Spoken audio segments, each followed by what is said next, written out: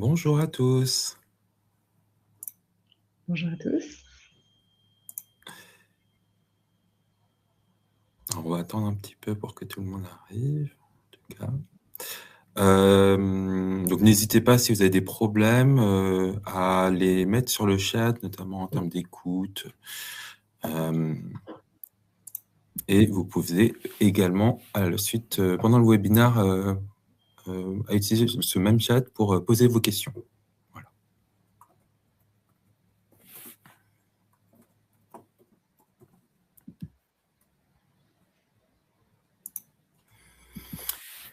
Tac, si ça vous va, on va commencer.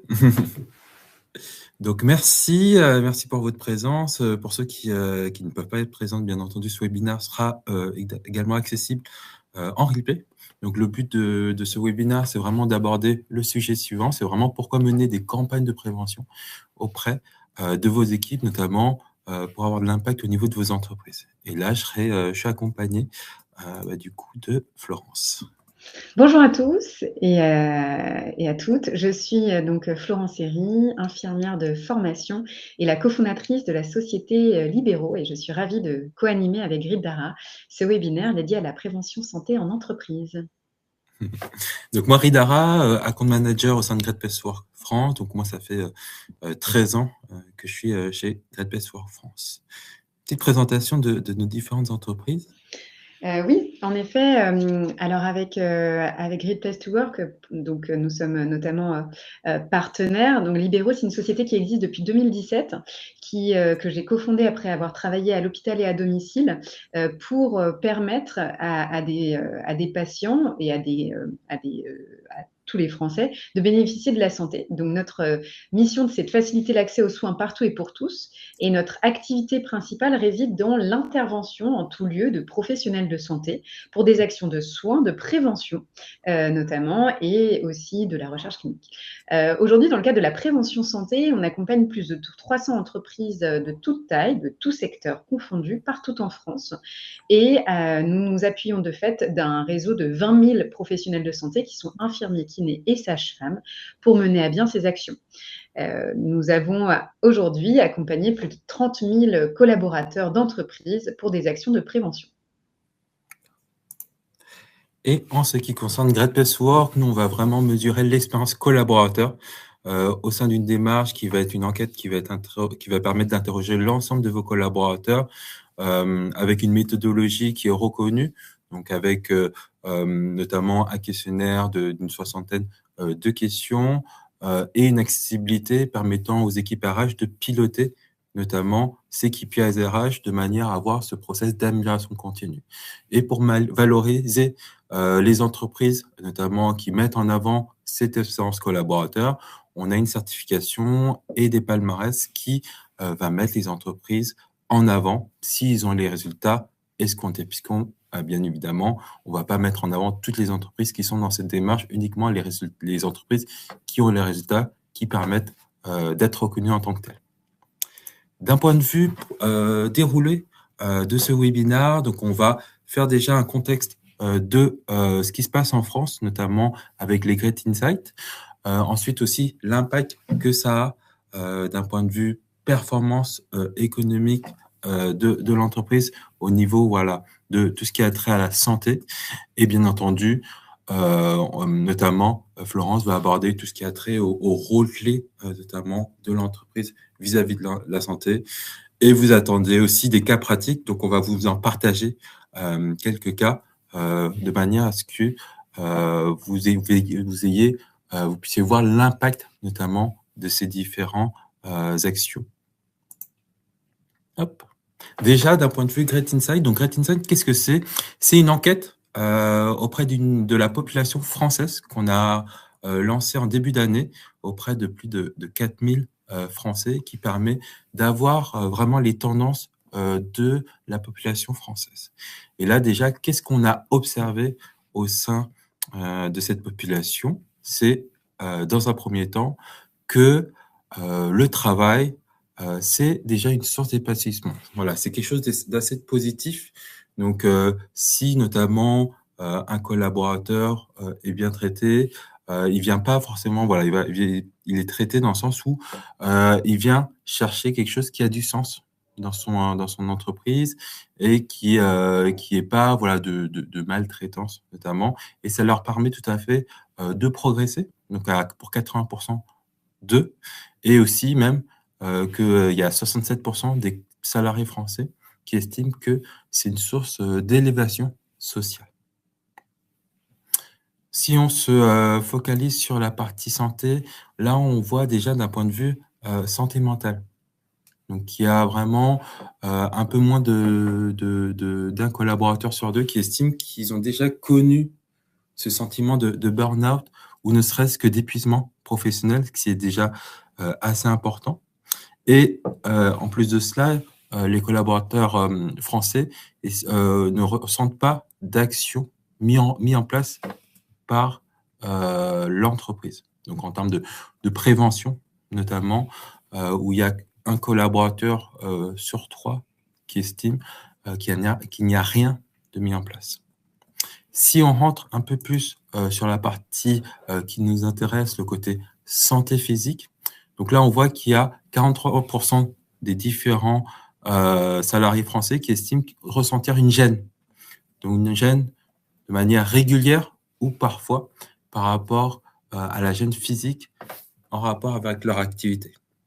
Et puis, on voit qu'il n'y a que 50% qui constatent qu'il n'y a pas d'action ou de dispositif pour favoriser la santé physique. Et on voit que certaines populations sont plus impactées, notamment les non-managers, les salariés français ayant plus de 35 ans, tout simplement, et aussi d'un point de vue femme. Donc on verra notamment les choses qui sont mises en place pour prévenir en termes de dispositifs par la suite.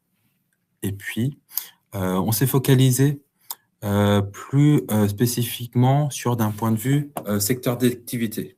Donc avec ces deux questions, donc la partie est-ce que les salariés français ressentent régulièrement ou parfois une douleur physique, et de l'autre côté, la non mise en place d'actions et de dispositifs. Donc là, on voit déjà que d'un point de vue secteur, le secteur va impacter ces deux sujets-là. En effet, comme on peut le voir au niveau de la construction ou au niveau du secteur action sociale, médico-sociale, on voit que c'est des secteurs où il y a un ressenti plus important de la douleur ou une gêne physique de part de leur activité au quotidien. Donc, ça veut dire que les actions qui sont mises en place, ou en tout cas les dispositifs qui sont mis en place, ne suffisent pas, même s'il y a des choses qui sont mises en place plus par rapport, par exemple, aux entreprises de services, pour d'autres services. Voilà.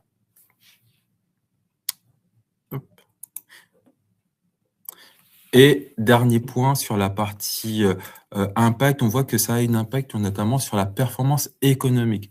Déjà, dans un premier temps, ce qu'on peut voir, c'est que l'absentéisme, en termes de cause de l'absentéisme, c'est au travers de l'enquête Great Insight, on voit qu'il y a 24% des salariés français qui estiment que ça vient notamment suite à de la pénibilité physique liée au métier. Néanmoins, ce n'est pas la statistique la plus importante. En effet, on voit qu'il y a 45% qui estiment que ça vient d'une maladie sans lien avec l'activité professionnelle, donc notamment cancer, etc. Donc là, on voit que la sphère, on va dire, privée va rentrer de plus en plus dans la sphère professionnelle et qui va impacter l'organisation, notamment de votre entreprise.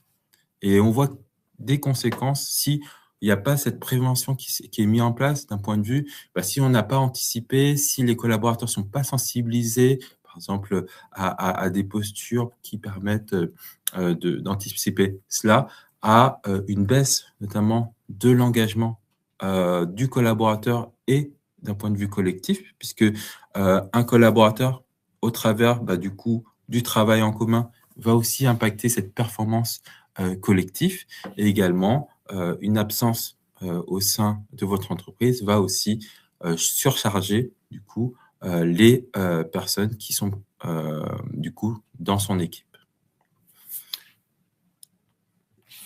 Voilà. Hop.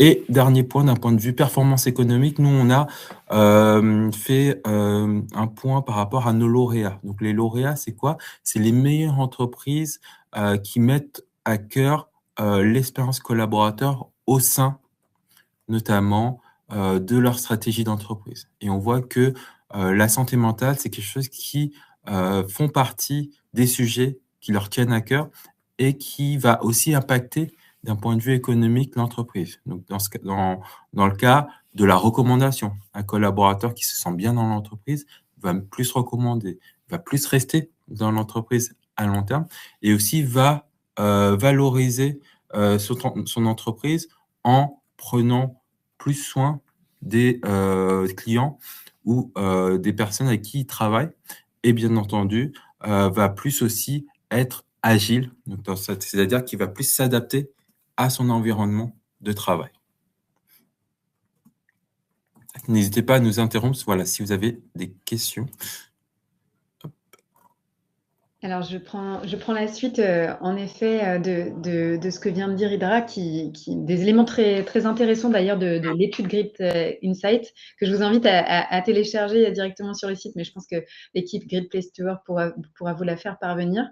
Ces chiffres clés vont aussi en lien avec notamment les engagements des entreprises et le rôle de l'entreprise dans la santé des collaborateurs. Pourquoi? Parce que tout simplement, comme vous le savez tous, l'employeur a des responsabilités quant à la santé, et notamment d'assurer la santé et protéger, d'assurer la sécurité et de protéger la santé physique et mentale des travailleurs.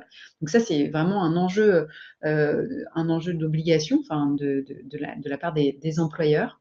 Qui dit obligation dit de mettre en place de fait des actions qui sont en lien avec ces risques pour mener des actions de prévention pour les risques professionnels et d'information et de formation. Donc, quand on parle de protection et de sécurité, on peut parler de plein de choses. On peut parler de la sécurité des lieux, par exemple, s'il y a des risques de chute, mais aussi des risques de lien avec une hydrocution, des choses donc vraiment de sécurité de l'environnement, mais aussi de protection de la santé. Donc, Ridara a mentionné différents éléments, que ce soit la santé mentale, la santé physique. Un collaborateur doit être considéré comme en bonne santé pour pouvoir exercer. Et ça, c'est le rôle de l'employeur d'identifier si le collaborateur est dans de bonnes conditions pour travailler et si lors des entretiens individuels ou lors des entretiens notamment avec la médecine du travail ou en lien avec le manager, il y a des éléments qui sont remontés et s'il y a des éléments d'alerte concernant la santé d'un collaborateur, alors l'entreprise doit être en mesure de mettre en place des actions. Mais avant ça, la mise en place d'actions de prévention est clé et donc il faut adapter ces mesures à l'évaluation des risques de l'entreprise et des métiers, parce que comme le dit Ridara, en fonction des secteurs, les risques ne sont pas les mêmes, les problèmes de santé ne sont pas les mêmes non plus. Et donc concrètement, qu'est-ce que ça veut dire? Donc, suite à ces obligations, concrètement, qu'est-ce que cela se définit? Donc, cela veut dire que les entreprises doivent identifier et évaluer l'ensemble des risques, comme je le disais, ceux qui sont en lien avec le lieu de travail et en lien avec la santé mentale et physique. Ensuite, il faut choisir les priorités, puisqu'on le sait, les entreprises ne peuvent pas tout faire. On ne peut pas couvrir toutes les thématiques, que ce soit de la sécurité jusqu'à la santé. Il y a des priorités à mettre en place, que ce soit d'un point de vue budget, d'un point de vue organisationnel, et puis d'un point de vue accessible pour tous. Donc ça, c'est un point qui est intéressant. Et notamment aussi, bien évidemment, il y a des métiers parfois qui sont plus à risque de développer notamment des pathologies ou alors qui sont plus à risque en fonction de leur site. Par exemple, les industries sont plus à risque, par exemple, d'avoir des troubles musculo-squelettiques versus effectivement des postes de bureau qui sont plus à risque de santé mentale. La mise en place, ensuite, l'étape d'après, c'est la mise en place concrètement de ces actions. donc en présentiel ou en distanciel, donc soit par la forme d'entretiens individuels, de formation en physique ou d'intervention en distanciel de formateurs ou de professionnels pour effectivement agir et mener des actions de prévention, ou par des applications mobiles notamment pour pouvoir mener des actions de prévention en ce sens. Étape d'après, c'est bien évidemment, après avoir mené ces actions, il faut les mesurer l'impact. Donc mesurer l'impact, qu'est-ce que ça veut dire? Ça veut dire effectuer, donc mesurer le taux de participation, les typologies d'orientation qui ont été faites, la satisfaction globale aussi des collaborateurs, parce que finalement, si les collaborateurs ne sont pas du tout satisfaits de la prestation qui a été faite, et bien du coup, il faut aussi se poser la question du renouvellement ou non.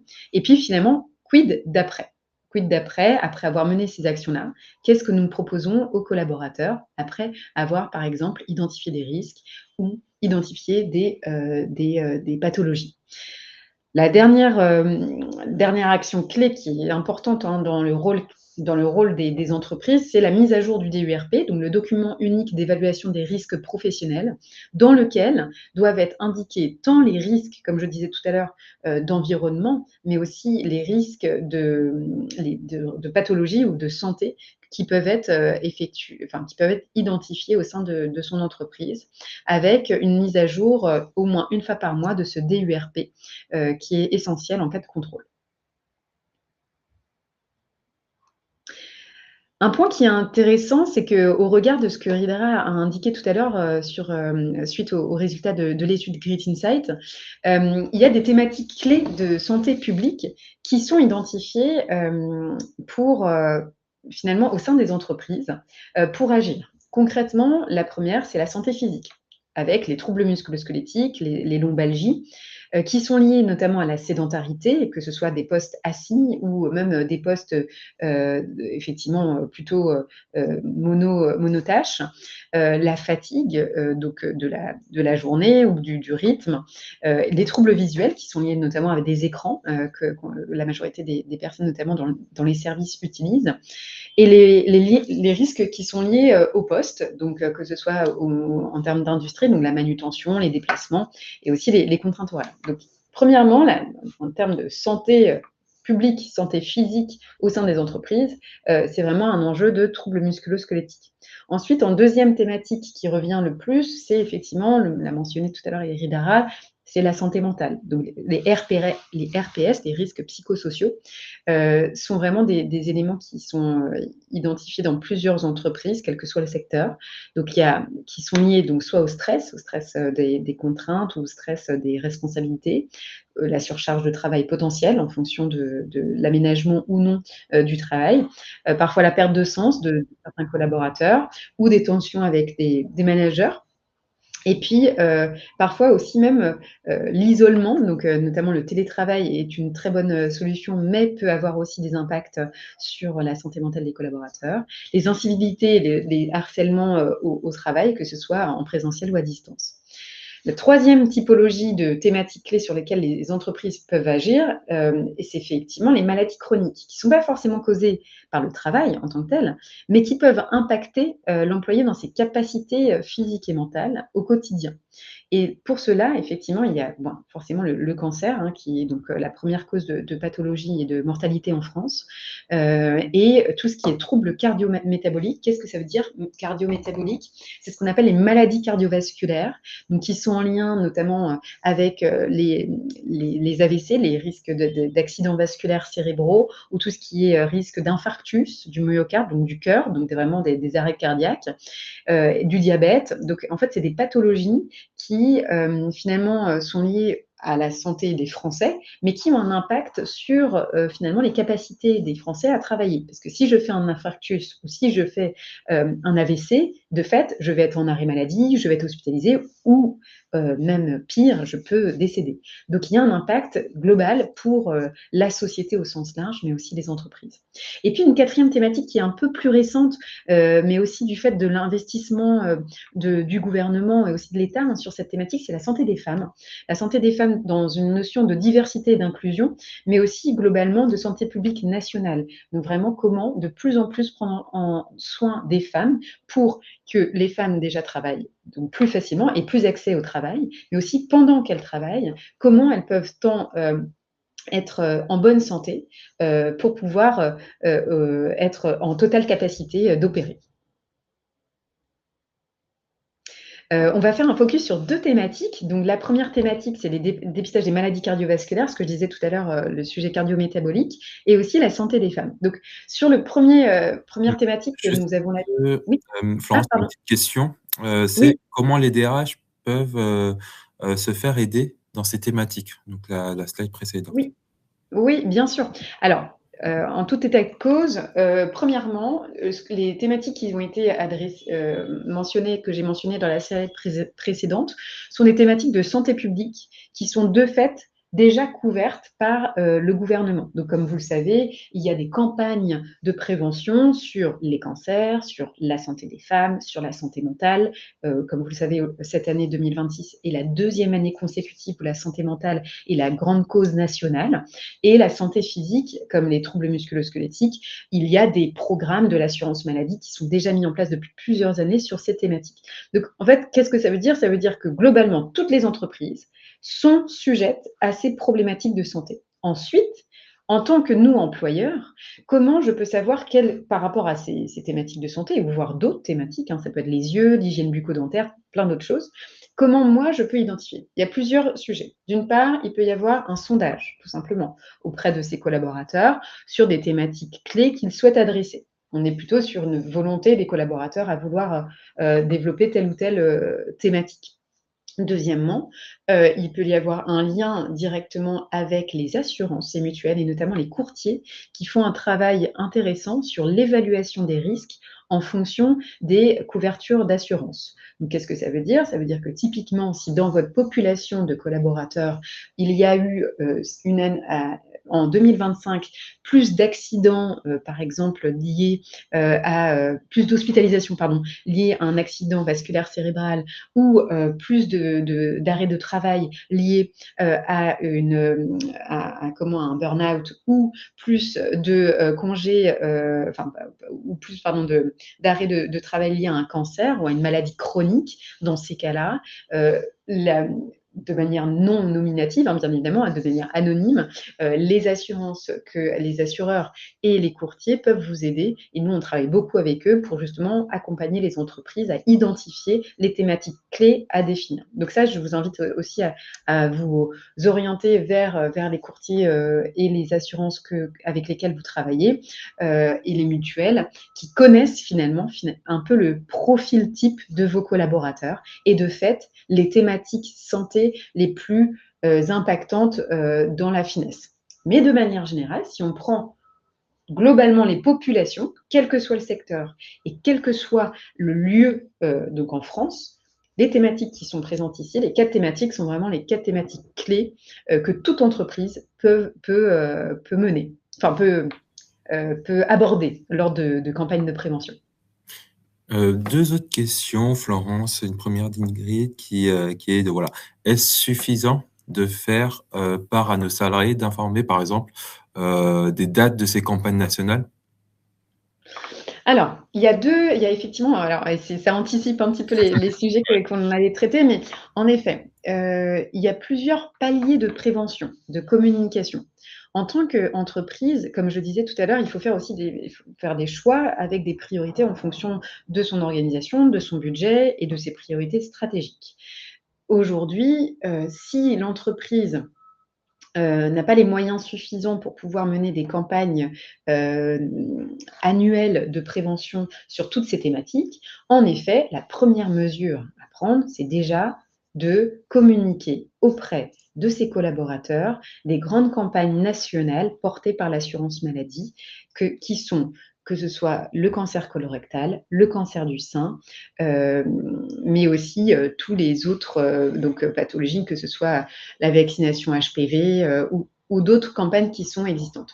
Ça, vous avez des documentations qui sont existantes sur le site de l'assurance maladie qui vous permettent de pouvoir mener une communication, on va dire, basique, mais qui prend déjà des éléments clés pour lesquels, parfois, effectivement, les collaborateurs d'entreprise ne sont pas forcément toujours au fait de « Ok, j'ai plus de 50 ans, je suis une femme, je dois faire une mammographie ». Effectivement, ce n'est pas toujours automatique. Donc, c'est intéressant que les DRH puissent, dans un premier temps, déjà, effectivement, diffuser ces informations. Ensuite, le palier, on va dire, numéro 2, qui est quand même, on s'investit un petit peu plus, on va un petit peu plus loin que la diffusion d'informations, c'est je propose une action de prévention donc auprès de mes collaborateurs, avec une action plus concrète sur une thématique ou plusieurs thématiques en fonction des priorités, encore une fois, et du budget, pour pouvoir aller encore plus loin et apporter un deuxième niveau. Voilà ce que je peux répondre sur cette deuxième question, pardon. Et une autre question par rapport au questionnaire que tu mentionnais précédemment, est-ce que les collaborateurs répondent à ces questionnaires-là, ou ça reste encore tabou? Alors, alors nous, ce qu'on préconise, comme on accompagne plusieurs types d'entreprises de différents secteurs, soit ce sont les équipes RH qui le font elles-mêmes, donc qui envoient directement effectivement un sondage, et c'est de manière anonyme. Attention, hein, toute action de prévention, et j'y reviendrai juste après sur finalement le reporting qui est fait des actions de prévention que l'on mène, tout est anonymisé. Donc, ça veut dire que vous avez un pourcentage, in fine, quand vous allez faire envoyer un sondage, vous n'avez pas le droit de demander de manière obligatoire la mention du prénom et du nom, ou de mention prénom et nom, ou si, par exemple, vous avez uniquement une personne à un poste, et que dans votre sondage, vous demandez quel est la business unit ou le secteur ou dans lequel travaille la personne, si elle est seule, du coup, ce n'est pas anonyme. Donc, c'est très important dans ces cas-là, si vous voulez vraiment être tout à fait de manière droit d'un point de vue réglementaire, vous pouvez tout à fait faire appel à votre DPO. Donc, un DPO, c'est la personne normalement qui est soit internalisée ou soit externalisée pour vous assurer de la RGPD, donc la réglementation des protections des données, pour vous assurer que le sondage est adapté. Mais nous, chez Libéraux, c'est des choses qu'on peut tout à fait faire, qu'on peut tout à fait vous accompagner pour ce faire de manière adaptée. Et dans ces cas-là, à partir du moment où c'est anonyme, comme le disait Rida tout à l'heure au tout début, les collaborateurs d'entreprise identifient que finalement les entreprises ne font pas assez. Bon, de manière générale, on ne fait jamais assez, mais il faut toujours faire plus. Mais le fait de faire un sondage pour comprendre quels seraient les besoins des collaborateurs de manière anonyme permet d'avoir effectivement une première vue d'ensemble des besoins. Et pour compléter, c'est vraiment quelque chose qu'il faut faire aussi dans la durée. C'est pas juste du one shot, c'est vraiment en constance de la pratique que vos collaborateurs vont ressortir le bienfait. Une question de Noël sur comment communiquer de façon positive sur ces maladies. Est-ce que la prévention n'est pas perçue, notamment, comme néfaste à l'ambiance? Alors, effectivement, d'ailleurs, il y a de plus en enfin, on peut voir que la communication, les mots qui sont utilisés autour de la prévention, font aujourd'hui moins peur, on va dire, qu'avant. La prévention est tout de même là pour pouvoir alerter. Donc, il est important tout de même de mettre des mots clairs, compréhensibles de toute population. Parfois, il a été un petit peu comment dire, dans les campagnes de prévention nationales, parfois, effectivement, il y a des mots qui sont utilisés qui sont parfois très complexes, ou des noms de pathologies, des chiffres clés qui finalement donc floutent un peu le message, alors que de plus en plus de campagnes de prévention nationale portées par les acteurs publics aujourd'hui sont vraiment beaucoup plus claires, avec un message direct qui est dit à partir, par exemple, pour le cancer du sein, à partir de 50 ans, vous faites une mammographie, faites votre mammographie. En gros, c'est message direct. Donc, je pense que Dans le message que vous pouvez, alors là, c'est plutôt avec les chargés de communication que vous avez en interne ou pas, mais ça, c'est pareil, il y a des choses sur lesquelles on peut tout à fait vous accompagner. Je pense qu'au lieu d'avoir un message positif, on va dire, parce que la maladie n'est pas positive en tant que telle, mais je pense que le message qui peut être porté, c'est pour vous et vos proches, en fait. De dire, c'est pas que pour, peut-être que vous souhaitez prendre soin de votre famille. Le fait de pouvoir diffuser des informations sur la prévention cancer du sein, cancer colorectal, en disant peut-être que vous êtes entouré de personnes qui sont sujettes à ou qui correspondent à ces critères. Dans ces cas-là, vous pouvez bénéficier de ces actions de prévention.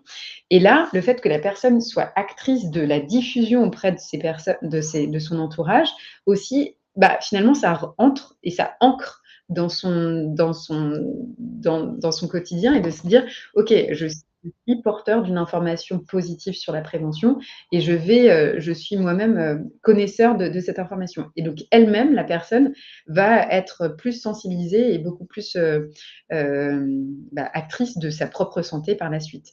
Donc je pense que vous pouvez tout à fait parler de chiffres clés, parler de chiffres clés, mais tout en mentionnant aussi qu'il y a aussi des études cliniques qui sont de plus en plus développées et que le cancer se soigne. Alors, pas tous de manière, parce qu'il y a des cancers qui sont plus agressifs que d'autres, mais en tout cas, il y a des traitements aujourd'hui et la prévention est là justement pour anticiper les risques.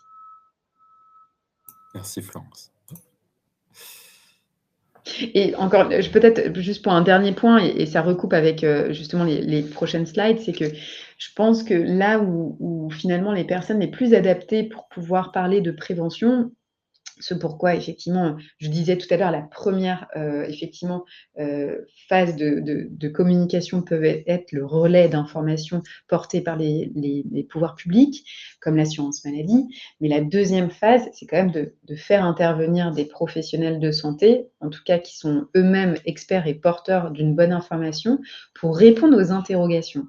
Parce que du coup, effectivement, si les collaborateurs ont des interrogations sur tel ou tel type de dépistage ou action nationale de campagne portée par l'assurance maladie, effectivement, là, dans ces cas-là, les professionnels de santé ont potentiellement plus de réponses à apporter pour les questions qui seront posées.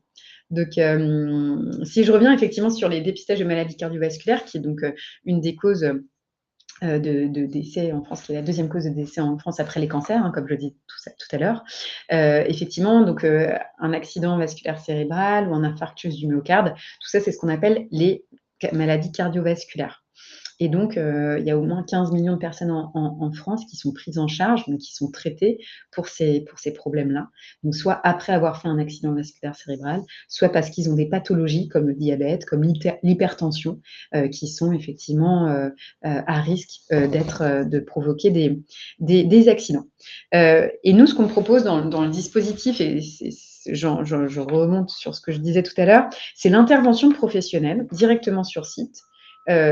Donc en collaboration ou non avec la médecine du travail, si elle est internalisée ou externalisée, d'infirmiers dans ces cas-là, qui sont spécialisés et qui vont effectuer pendant 20 minutes un bilan de prévention qui retrace finalement un questionnaire d'évaluation qui a été rempli au préalable directement via une application sécurisée par le collaborateur, et qui va, lors de cet entretien, il y aura une prise de tension artérielle, des tests sanguins rapides sur le bout des doigts, donc c'est des petites micro-piqûres qui permettent d'évaluer notamment le taux de cholestérol et et de lipides, ainsi que par la suite donc un entretien concret sur des questions du quotidien, d'hygiène de la personne, du collaborateur, pour ensuite que l'infirmier puisse identifier, en fonction du score total, parce qu'il y a un score finalement qui existe, qui s'appelle le SCORE, S-C-O-R-E, qui évalue le risque de développer une maladie cardiovasculaire dans les 10 prochaines années. Et grâce à ces éléments de l'ordre du bilan qui est fait lors de cet entretien, à la fin de l'entretien, l'infirmier peut évaluer ce score et donc du coup le mentionner au collaborateur pour expliquer concrètement à quel niveau il se trouve par rapport à un risque ou non de développer un accident cardiovasculaire dans les 10 prochaines années et expliquer les prochaines étapes. Concrètement, qu'est-ce que la personne peut faire? Qui elle devrait voir?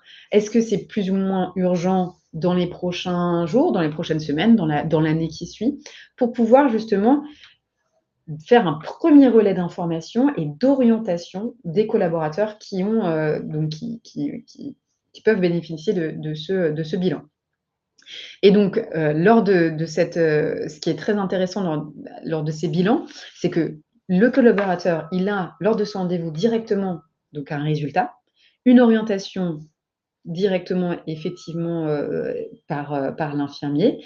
Et en plus, globalement, vous, en tant que DRH ou en tant qu'équipe QVCT ou RH, vous avez un bilan macro de l'ensemble de cette campagne de bilan de santé, donc de dépistage de maladies cardiovasculaires, avec justement le nombre de collaborateurs qui ont participé, le nombre de collaborateurs qui ont plus ou moins un score élevé, comme je disais, soit à risque de développer ou non une maladie cardiovasculaire, et combien ont été orientés vers des professionnels de santé. Ce qui vous permet justement de comprendre quelles sont peut-être les étapes d'après que vous pouvez mener avec la médecine du travail notamment, mais pourquoi pas avec d'autres actions de suivi que vous pouvez mettre en place auprès des collaborateurs volontaires.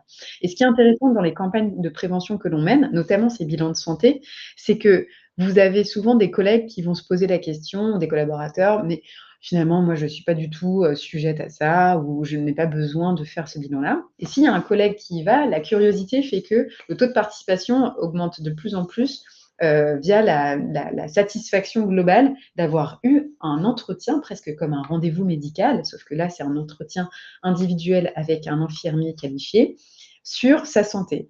Et c'est vraiment très apprécié, notamment des collaborateurs. S'il y a des questions, je ne les vois pas, Ridara, donc tu me dis. C'est bon. Mais en tout cas, deuxième thématique que je voulais adresser avec vous aujourd'hui, qui fait partie des grandes thématiques de santé publique en France, c'est la santé des femmes. Pourquoi? Parce que comme vous le savez, donc il y a un enjeu d'inclusion des femmes de plus en plus dans l'accès au travail, mais aussi concrètement dans les entreprises. Mais au-delà de ça, il faut savoir que les femmes prennent moins soin d'elles parce qu'elles prennent soin de leurs proches, notamment leur famille, leurs enfants, leurs parents et potentiellement leur mari. Et des chiffres clés qui sont assez marquants, c'est qu'une femme sur 6 n'aurait pas accès à un suivi gynécologique. Donc, soit pas accès parce que finalement, elle se trouve dans une zone où il n'y a plus beaucoup de gynécologues, soit tout simplement parce qu'elle n'a pas eu l'occasion de pouvoir prendre un rendez-vous dernièrement. Et une femme sur 3 a décalé ou annulé un rendez-vous pour des raisons professionnelles.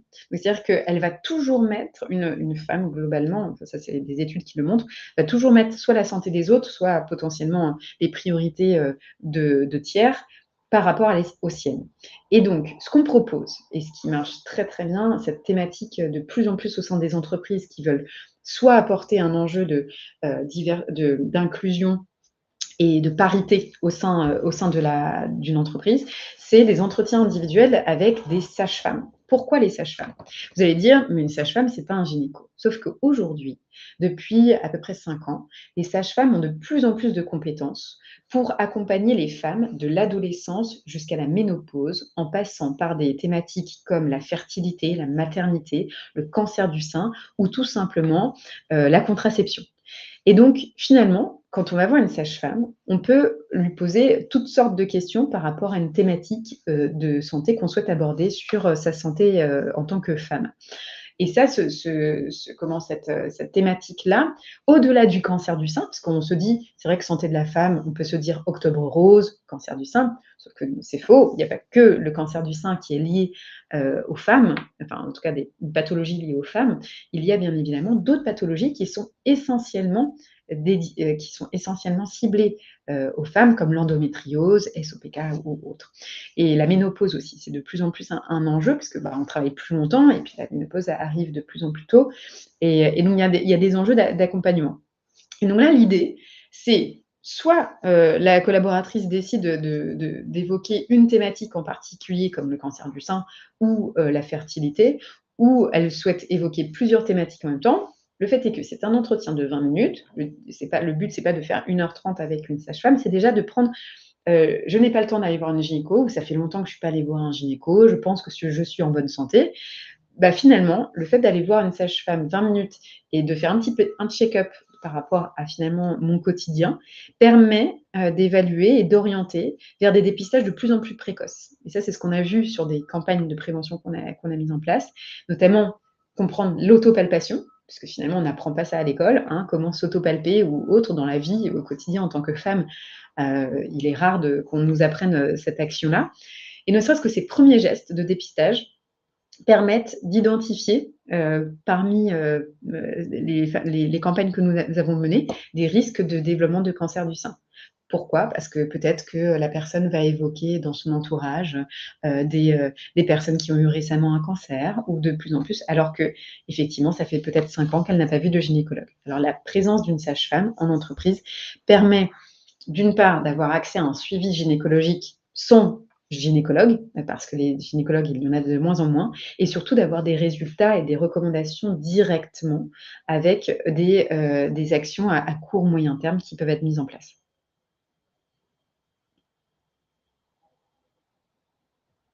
Et concrètement, pourquoi aussi, je parle pas mal beaucoup d'entretiens individuels, parce qu'effectivement chez Libéraux, c'est vraiment ça qu'on développe et qu'on a mis en place. Et pourquoi nous avons décidé de garder cet aspect présentiel?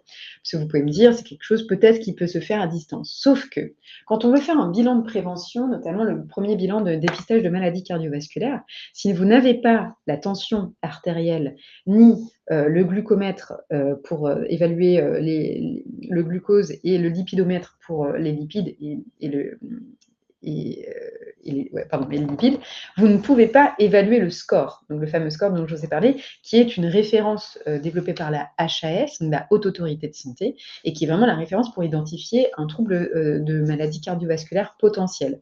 Et donc, si vous n'avez pas d'intervention sur le site, vous ne pouvez pas faire ces prélèvements qui sont très rapides, hein, mais qui doivent être faits par un professionnel de santé.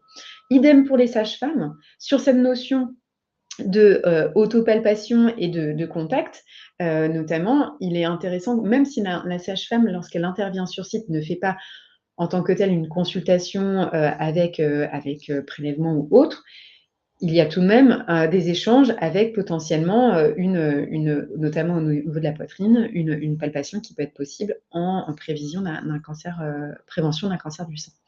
Et donc concrètement, nous, ce qu'on a pu voir, c'est que le fait d'intervenir sur site avec un dispositif qui est disponible pour tous, que ce soit le matin, le soir, dans l'heure de midi, sur tout type de site partout en France, en tant qu'entreprise, cela permet de proposer quelque chose à tous les collaborateurs et en alternative finalement humaine à des solutions purement digitales sur lesquelles vous avez parfois un peu de mal à évaluer finalement l'usage qui peut être fait ou non et l'impact de ces outils qui sont finalement en libre accès et utilisés en autonomie par les collaborateurs. Et nous, ce qu'on a pu voir globalement sur ces campagnes sur site, c'est vraiment la satisfaction d'avoir un échange avec un professionnel de santé en direct pour poser toutes ces questions de manière libre et surtout sans contrainte de déplacement à un lieu qui peut être l'hôpital ou le cabinet médical parce que la santé vient à eux directement sur site. Et un point, les atouts des campagnes, ce qui est nécessaire à mettre en place, c'est vraiment que s'assurer d'une communication interne fiable et claire. Donc concrètement, qu'est-ce qu'on propose en termes d'intervention sur site avec les impacts, avec la durée, avec la facilité d'accès. Ça, ce sont des choses qui sont vraiment importantes à mentionner dans le cadre des campagnes que nous menons, notamment avec des entreprises. Une question sur l'accessibilité, notamment en termes d'intervention au niveau de Libéraux. Est-ce que même en montagne, dans des endroits très isolés, vous avez du coup besoin, ou avez-vous besoin d'un lieu dédié avec du matériel? Alors, le matériel, ce sont les professionnels de santé de notre réseau qui les apportent avec eux directement sur le site.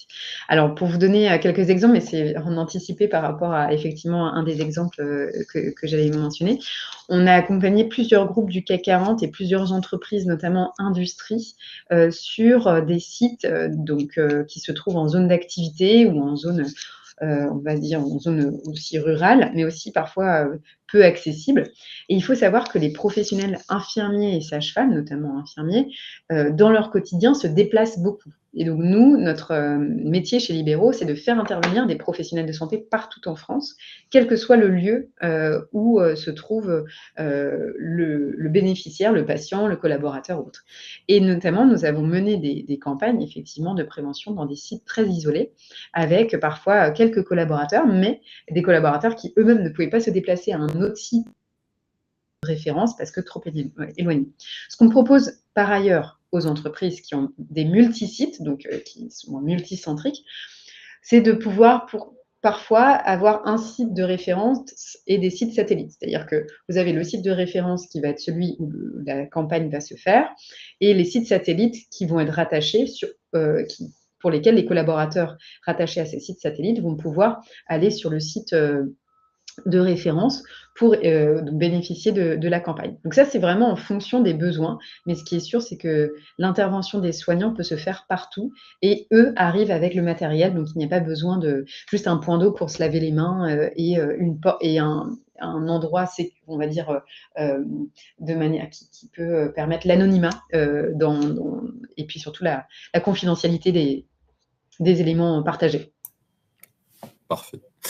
Du coup, en termes de cas pratiques qu'on a pu identifier, donc nous on a identifié, du coup ça se regroupe avec ce que tu disais, Florence, d'un point de vue sensibilisation, séance confidentielle. Donc là vraiment le mot revient souvent, mais c'est très important dans ces sujets-là de garder la confidentialité, notamment de vos collaborateurs, qui permet aussi une libération de la parole. Donc là, c'est vraiment accompagnement auprès de professionnels de santé, donc psychologues, coach, qui va permettre de prévenir notamment ces risques psychosociaux et favoriser le bien-être mental de vos collaborateurs. Il y a aussi, en termes de pratiques que nous, on a pu voir, c'est faire combattre notamment le côté sédentarité au travers de challenges physiques en interne, mais également avec d'autres entreprises qui permet notamment de marcher plus que les 10 000 pas qui est recommandé pour éviter cette sédentarisation. Et également, dernier point, c'est d'un point de vue posture, mobilité, respiration, puisque ça va être plutôt adressé pour des collaborateurs qui sont généralement devant un poste bureautique. Donc, la posture, bien se tenir droit, l'alignement des yeux par rapport à son écran, des choses comme ça. Donc, vraiment, prévenir ces douleurs en adoptant déjà des positions qui sont plus favorables au bien-être des collaborateurs. Et là, on va voir par la suite 3 cas concrets que Libaro a pu accompagner auprès de ses clients. Oui, tout à fait. Donc, comme j'en ai un petit peu parlé tout à l'heure lors des questions et notamment pour illustrer des cas pratiques. Donc, effectivement, dans la prévention, après avoir, on va dire, le palier 1 de diffusion d'informations, de relais d'informations, comme on le disait tout à l'heure, des campagnes nationales existantes, que ce soit Mars Bleu, Octobre Rose, la vaccination antigrippale. Donc, voilà. Donc, déjà, c'est un premier pas vers la prévention. Donc, ça, c'est déjà une belle première action. Et après, quand je passe au deuxième niveau, donc il y a des exemples d'actions que tu as mentionnées, Ridara, des défis que vous pouvez aussi mettre en interne, mener en interne, des actions qui sont mises en ligne.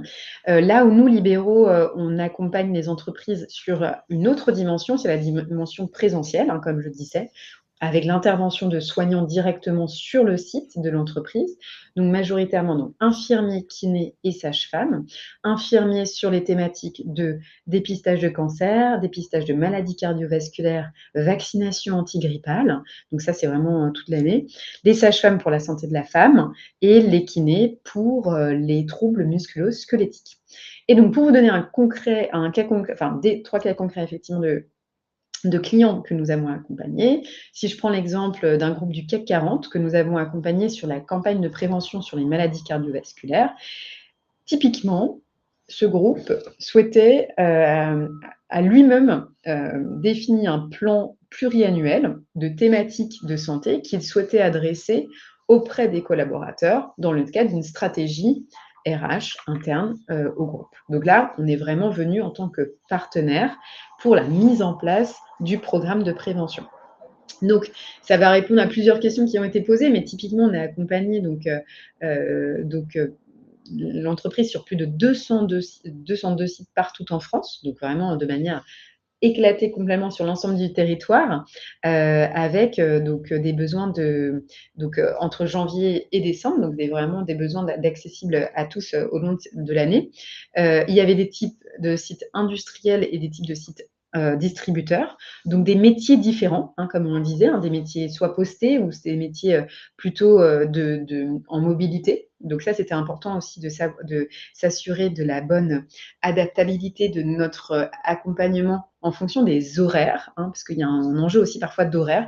Parfois, ce sont aussi les profils de collaborateurs qui travaillent la nuit ou qui travaillent en 3-8 ou voilà, qui ont des besoins aussi d'accès à la santé plus que d'autres. À date, donc à la fin de cette grande campagne annuelle que nous avons mis en place, il y a eu plus de 3000 entretiens qui ont été menés. Donc les entretiens, encore une fois, c'est vraiment sur libre accès. Donc il n'y a aucune obligation pour les collaborateurs. Ils peuvent bénéficier gratuitement de ce dispositif. Tout est pris en charge par l'entreprise ou l'assurance dans le cadre des contrats qui sont menés entre les entreprises et leur assurance et mutuelle. Et donc, les 3000 entretiens qui ont été faits ont permis de réorienter 60% des participants vers un professionnel de santé, notamment soit cardiologue, soit médecin traitant, ou soit directement des urgences, parce qu'on a identifié des urgences grâce à ce dispositif.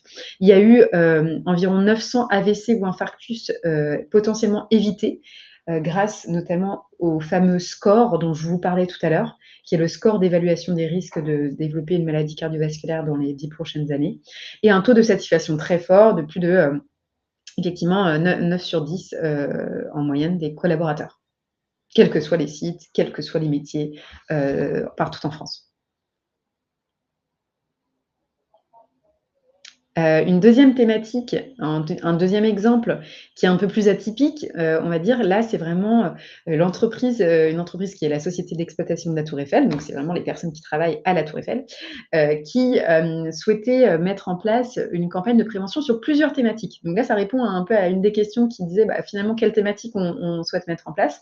Là, l'entreprise souhaitait proposer un ensemble de thématiques qui avaient été identifiées par les collaborateurs comme des sujets à impact ou des sujets importants.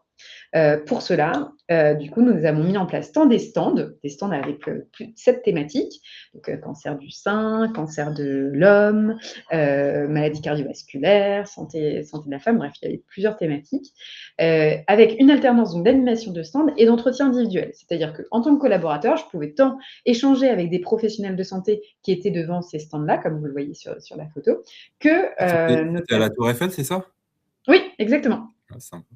Ah, Effectivement, participer à des entretiens individuels qui étaient proposés et qui étaient menés par des infirmiers, des sages-femmes et kinés qui étaient sur site.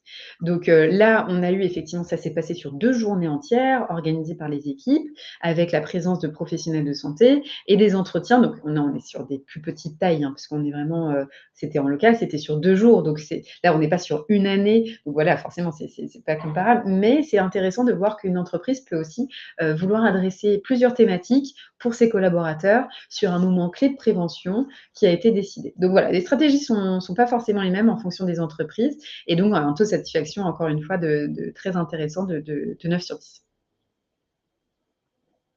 Et un dernier sujet, effectivement, là, qui est un petit peu plus différent parce que donc là, c'est avec la MGEN qui, comme vous le savez, est une mutuelle qui attend eux-mêmes des collaborateurs en interne, mais aussi qui accompagne des adhérents, des bénéficiaires de la mutuelle.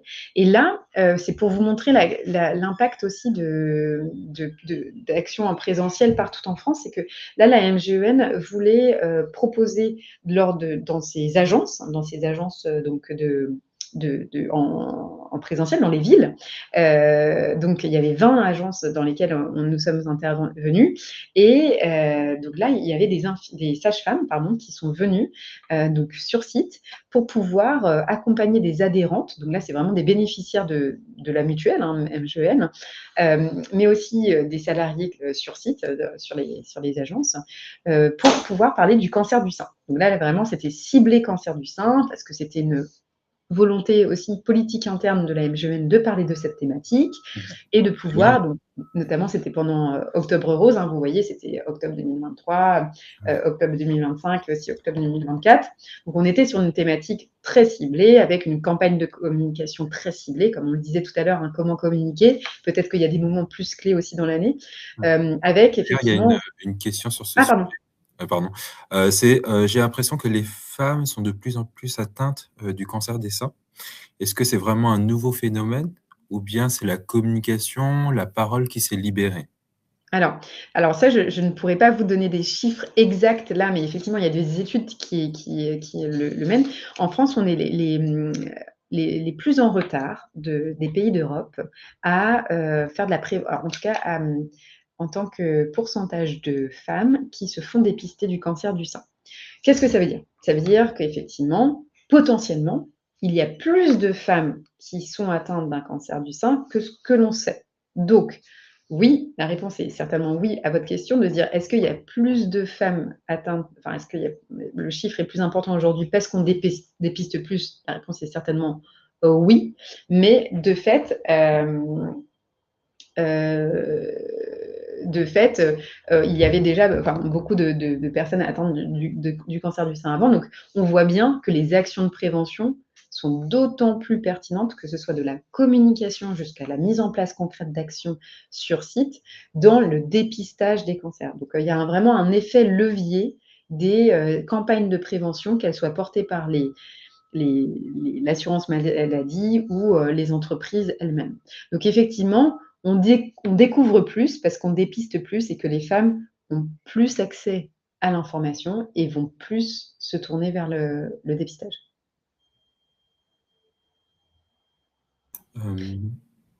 Ouais.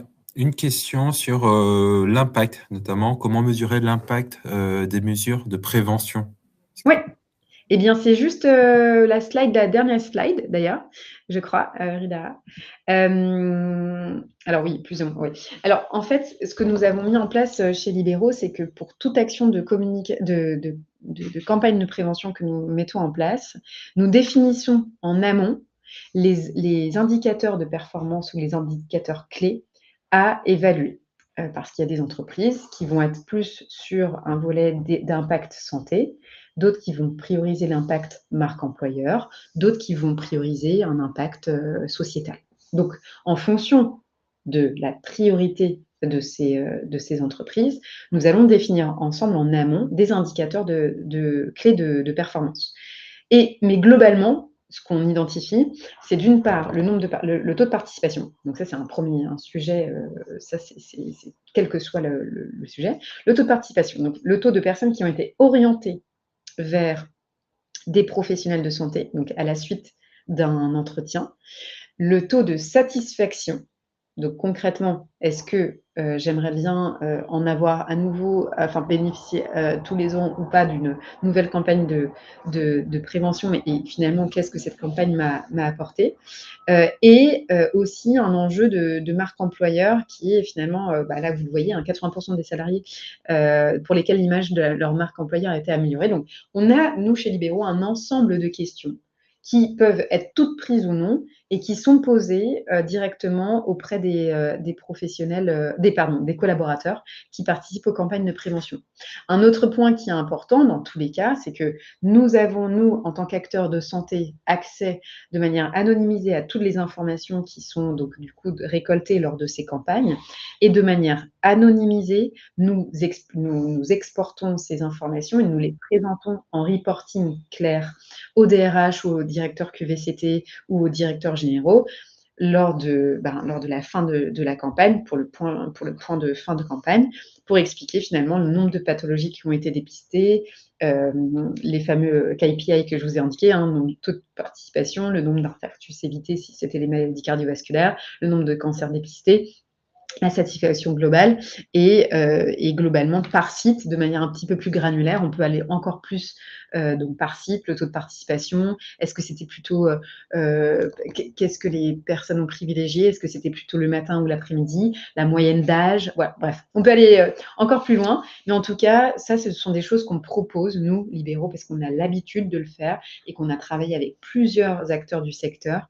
En fonction de ça, on propose finalement les différents indicateurs à suivre pour mesurer l'impact et pourquoi pas identifier les prochaines actions, que ce soit un suivi pour les collaborateurs qui en auraient besoin, soit une nouvelle campagne l'année d'après pour, comme tu le disais tout à l'heure, Idara, que ce soit pas juste une fois one shot, mais que ce soit quelque chose qui soit ancré dans la politique RH de l'entreprise. Merci beaucoup, Florence. Nous arrivons à terme de ce webinaire. N'hésitez pas, voilà, à nous contacter si vous avez d'autres questions. Donc, Florence pour voilà tout ce qui a trait à Libéraux et également moi sur la partie Great Place to Work, sachant que vous pouvez aller sur notre site Great Place to Work France pour télécharger les Great Insights, où vous avez aussi encore plus de documentation sur le sujet de ce que pensent les Français. Un dernier mot, Florence? Non, merci beaucoup en tout cas d'avoir été présent à ce webinaire qui a effectivement est un enjeu clé tant pour la marque employeur que l'impact concret auprès des collaborateurs, et c'est pour ça que nous avons souhaité le mettre en place avec Great Place to Work, pour montrer justement que finalement un endroit où il fait bon de travailler, c'est aussi un endroit où l'entreprise et l'employeur prend soin de ses collaborateurs. Parfait. Merci beaucoup. Merci beaucoup. À bientôt. Bientôt.